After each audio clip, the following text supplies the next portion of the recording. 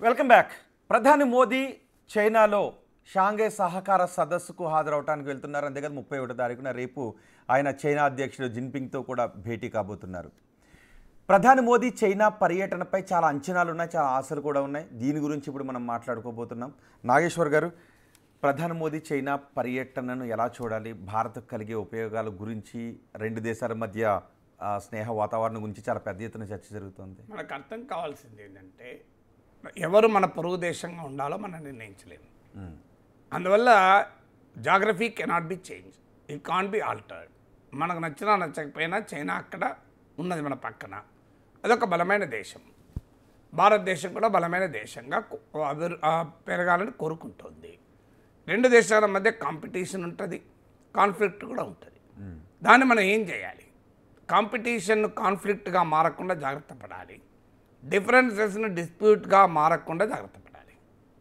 అందువల్ల mutual respect, ఉభయులకు పరస్పర గౌరవము, మ్యూచువల్ ఇంట్రెస్ట్, పరస్పర ప్రయోజనాలను కాపాడే రీతిలో రెండు దేశాలు సంబంధాలు పెట్టుకోవాలి. ఎందుకు లాభం మనకు? ఒకటి, మీకు చైనా నుంచి మనం ఫెర్టిలైజర్సు, ఇప్పుడు ఆల్రెడీ యూరియా కొరత మనం చూస్తున్నాం భారీగా. మనము 20 to 30% ఫారిన్ ఇంపోర్టెడ్ యూరియా పైన ఆధారపడతాం భారతదేశంలో. మన దేశంలో 410 కోట్ల టన్నుల యూరియా తయారవుతుంది. సో అందులో మనకు 20 to 30% షార్టేజ్ ఇంపోర్ట్ చేసుకుంటాం. సో చైనా ఫెర్టిలైజర్ ఎక్స్పోర్ట్ ఇండియాకి ఆపడం వల్ల మన రైతులు ఇబ్బంది పడుతున్నారు. సో అందువల్ల ఎరువులు సప్లై చేస్తానికి చైనా అంగీకరించింది ఇప్పుడు. అలాగే రేర్ ఎర్త్ మ్యాగ్నెట్స్ అంటారు, అంటే అవి మన ఆధునిక సాఫిస్టికేటెడ్ మోడర్న్ ఇండస్ట్రీలో చాలా కీలకం. రెండు దేశాల సంబంధాలు దెబ్బతిన్న నేపథ్యంలో వాటిని ఆపారు. ఇప్పుడు అవి ఇవ్వటానికి చైనా ముందుకు వచ్చింది. రెండోది. మూడోది టన్నెల్ బోరింగ్ ఎక్విప్మెంట్ అంటారు, అంటే టన్నెల్స్ను మీరు క్రియేట్ తవ్వటానికి. సో ఇలాంటివి మనకు అవసరాలు ఉన్నాయి, చైనా తీర్చగలుగుతుంది. రాజకీయ విభేదాల వల్ల, వివాదాల వల్ల అది సమస్యగా మారింది. విభేదాలు అనివార్యం, కానీ అది వివాదాలుగా మారకుండా జాగ్రత్త పడాలి. ఇది మనకు లాభం. ఇది మొదటిగా ఇండియాకు లాభం. రెండవది ఇండియాకు లాభం ఏంటి? చైనా పాకిస్తాన్ నెక్సెస్ ఉంది. ఈ నెక్సెస్ ఒక తారస్థాయికి చేరింది ఇటీవల ఆపరేషన్ సింధూర్ సందర్భంగా. ఒక రకంగా చైనా బహిరంగంగా ప్రత్యక్షంగా మనతో తలపడకుండా పరోక్షంగా చైనా పాకిస్తాన్ కలిసే భారత్ పైన తలబడ్డాయి. ఎప్పుడు కూడా ఏ దేశం కూడా టూ ఫ్రంట్ వార్ కోరుకోదు. శత్రువర్గంలో చీలిక తేవడం అనేది ఎప్పుడు కూడా తెలివైన వాడు చేసే పని.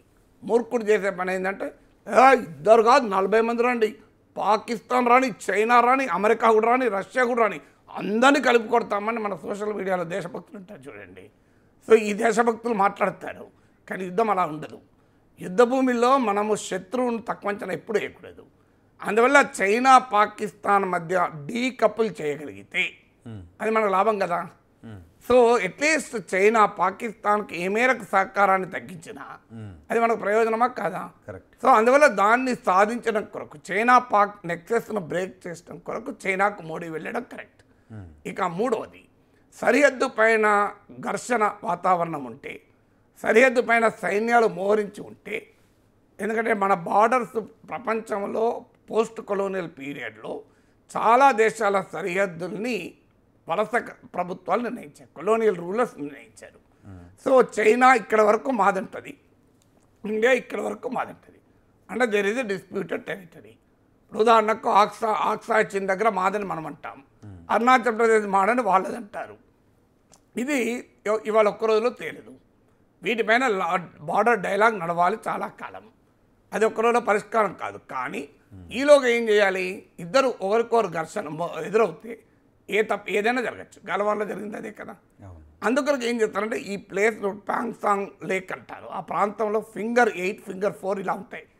ఫింగర్ 8 వరకు చైనా సైన్యము పరిమితమై, ఫింగర్ 4 వరకు మన సైన్యం పరిమితమైతే అప్పుడు అడ్వాంటేజ్ ఏమవుతుంది అంటే, మీకు ఆ 8 నుంచి దాటి మాదే అని చైనా అంటుంది, 4 దాటి మాదే అని మనం అంటున్నాం. 8కు 4కు మధ్య, ఫింగర్ 4 ఫింగర్ 8 మధ్యలో ఉన్న భూభాగం మాదే అని రెండు దేశాలు అంటారు.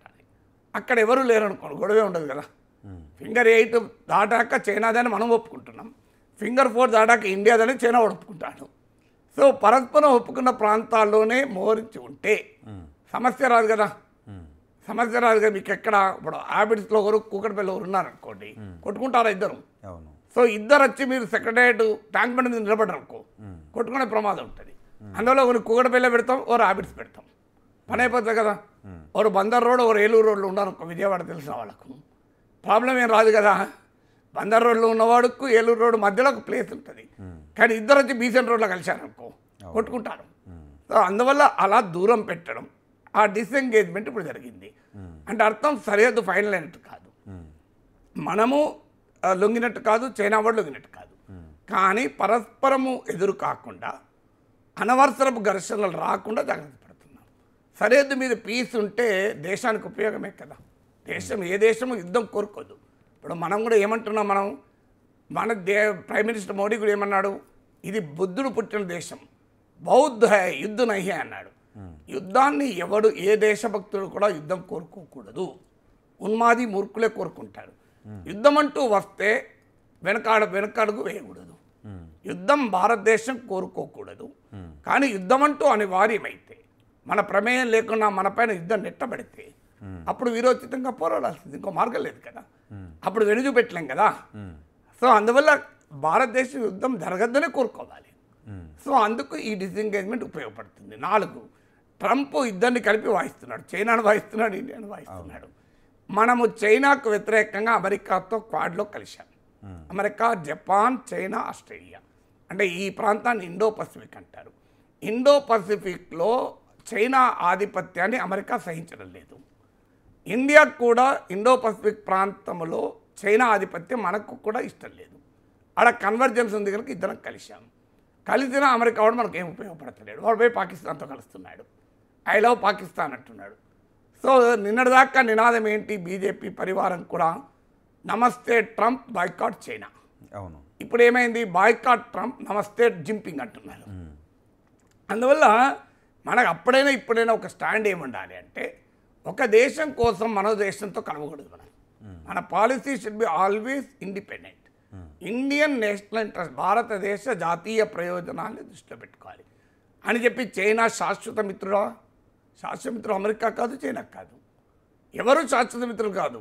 అందరూ ఎవరు ఎప్పటి వరకు అందరము కలిసి రైల్లో ప్రయాణం చేస్తున్నాం.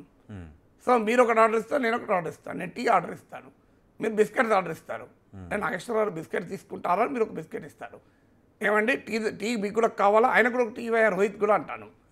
అంటే అర్థం మన ఇద్దరం శాశ్వతంగా ఒకే ఇంట్లో ఉండి నువ్వు రోజు నాకు బిస్కెట్లు ఇచ్చి నేను రోజు నీకు టీ ఇస్తానా? ఇదే అది అక్కడ వరకు. సో ఆ రైలు ప్రయాణం వరకు మిత్రులం. నీ స్టేషన్లో నువ్వు దిగిపోతావు, నా స్టేషన్లో నేను దిగిపోతా. చాలా కొద్ది సందర్భాల్లోనే తర్వాత మెసేజ్లు ఇచ్చుకుంటారు, కాంటాక్ట్ అవుతారు. ఎక్కువ సందర్భాల్లో మళ్ళీ కలవను అవునా కదా. ఇది కూడా అంతే. చైనాతో ఎప్పటివరకు సంబంధాలు, చైనా మనకు అనుకూలంగా మనకు ఉపయోగపడినంత కాలం మనం కూడా ఉంటాం, మనం ఉపయోగపడినంత కాలం చైనా కూడా ఉంటాడు. ఇక 5వది జియో పాలిటిక్స్. ఇప్పుడు ఒక అమెరికా ఒక ఆధిపత్య దేశంగా ప్రపంచం పైన బరి తెగించి తిరగబడుతుంటే, అన్యాయంగా భారతదేశం పైన దాడి చేస్తుంటే ఇండియా ప్రత్యామ్నాయాలు వెతుక్కోవద్దా? తల వంచుకొని శిరస్సు వంచుకొని ఉండాలా? అందువల్ల మనము జియో పొలిటికల్గా అమెరికాకు ఒక మెసేజ్ ఇవ్వాలి. బాబు నువ్వే కాదు, నువ్వేమో అనుకుంటున్నావు 30 ఏళ్ళుగా నీతో ఉన్నాం కనుక మాకు ఆల్టర్నేటివ్స్ ఉన్నాయి. ఇప్పుడు విడాకుల చట్టం వచ్చిందని చెప్పి అందరూ విడాకులు తీసుకోరు, కానీ విడాకుల చట్టం బాధించే భర్తలకు ఏదో ఒక హడలు కదా. కావాలంటే నేను వదిలేసి నేను విడాకులు తీసుకోగలను అని చెప్పి ప్రతి భార్య విడాకులు తీసుకుంటుందా? ఇది కూడా అంతే.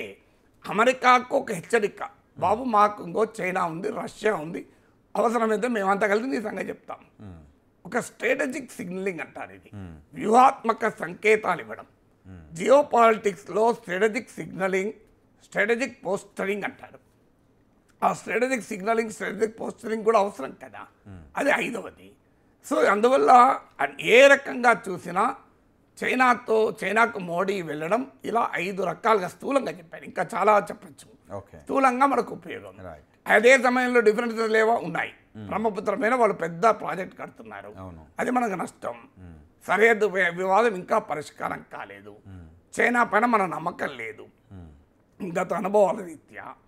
చైనా ఇండియా రెండు ప్రపంచంలో ఒక బలమైన దేశాలుగా కావాలని కోరుకుంటున్నాయి. అనివార్య పోటీ ఉంటుంది. ఇవన్నీ ఉన్న ఇష్యూస్.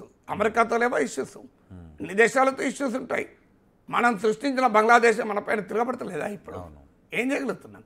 200 ఏళ్ళు మనల్ని పాలించి మన అల్లూరు సీతారామరాజును చంపి మన భగత్ సింగ్ ఉరి తీసిన బిడ్డంతో సంబంధాలు పెట్టుకుంటలేమా? ఇది కూడా అంతే. As long as Indian interest serve అయినంత కాలం చైనాతో ఉంటాం. సర్వ్ కానప్పుడు థ్యాంక్ యూ వెరీ మచ్ అంటాం. చైనాకు కూడా ఎందుకు అవసరము? China America వాయించుతుంది. సో చైనాకు పాకిస్తాన్తో అయ్యేదే ఉన్నది. పాకిస్తాన్ ఏం చేస్తాడు? వాడు ఆఫీస్ అయ్యి ఇవ్వగలుగుతాడు, ఒక జైషీ మహమ్మద్, ఒక మసూద్ అజర్ని ఇవ్వగలుగుతాడు. మనమేమో టెక్నాలజీ ఉన్న దేశం, economy, big economy. What is Pakistan? చైనాకు పాకిస్తాన్ అనేది ఒక నమ్మిన బంటు. మనం వీఆర్ పార్ట్నర్స్. వాడు పాకిస్తాన్ పార్ట్నర్ కాదు చైనాకు. వాడు అడక్క తింటున్నాడు. సో అడక్క తినటోడి కన్నా చైనాకు పార్ట్నర్ పైన గౌరవం ఉంటుంది కదా. అందువల్ల చైనాకు కూడా మనలాంటి వాళ్ళతో ఉపయోగం, పాకిస్తాన్తో ఉపయోగం కాదు. అందువల్ల చైనాకు కూడా ఒక ప్రపంచంలో బలమైన దేశంగా ఉండాలనుకుంటే ఇండియాతో మంచి స్నేహం వాళ్ళకు కూడా అవసరం. ఎందుకంటే వాళ్ళు ముందుకు వస్తున్నారు, మనం ముందుకు వస్తున్నాం. చూద్దాం ఎక్కడ రాకపోతే అక్కడ రాకపోతే. కరెక్ట్. అవును. రేపటి భేటీలో మరి